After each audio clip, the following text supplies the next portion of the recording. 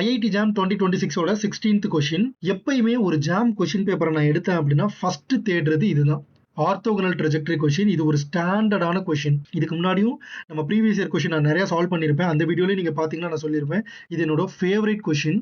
இதுக்கு நீங்க 3 ஸ்டெப் தான் ஃபாலோ பண்ணணும். Step 1, keep the constant on the right hand side and remaining terms on the left hand side. Okay, இது first விஷயம். And second step என்னது அப்படின்னா ஃபைண்ட் dydx. தேர்ட் ஸ்டெப் என்னது அப்படின்னா replace dydx by negative dx dy and solve for y. அவ்வளவுதான். இந்த standard rule தான் நம்ம ஃபாலோ பண்ண போறோம். நீங்க பார்த்துட்டு இருக்கிறது டிகே மேத் ப்ரெப். நான் உங்கள் DK, mathematics student at IIT Madras. So நான் சொன்ன மாதிரி முதல்ல எம்ங்கிறது constant. M right hand side வச்சுட்டு மற்ற எல்லாத்தையும் லெஃப்ட் ஹேண்ட் சைடு கொண்டு வரேன். So y plus 3x plus 3 the whole divided by e to the power x equal to m. இப்போ நான் என்ன பண்ணிக்கிறேன், ரெண்டு பக்கமும் டிஃபரன்ஷியேட் பண்றேன்.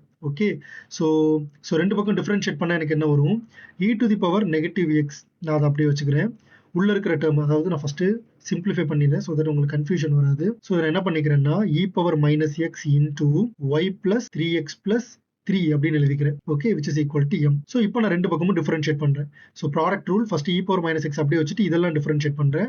y டிஃபரன்ஷியேட் பண்ணா dy dx, 3x டிஃபரன்ஷியேட் பண்ணா 3 டிஃபரன்ஷியேட் பண்ணா 0 plus y plus 3x plus 3 அதை வச்சுட்டு e power minus X differentiate பண்ணா e power minus X into negative 1 m differentiate பண்ணா 0. கிரேட்.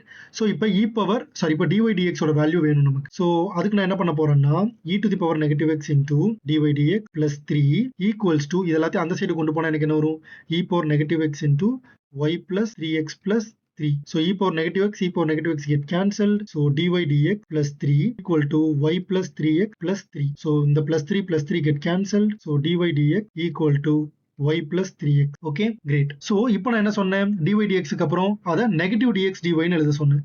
ஓகேவா, so minus dx dy dx க்கு பதிலா இதை சப்ஸ்டிட் பண்ணிருங்க. ஓகே, இப்போ நான் என்ன சொன்னேன், இதை சால்வ் பண்ணணும். சோ இது வந்து first order linear differential equation.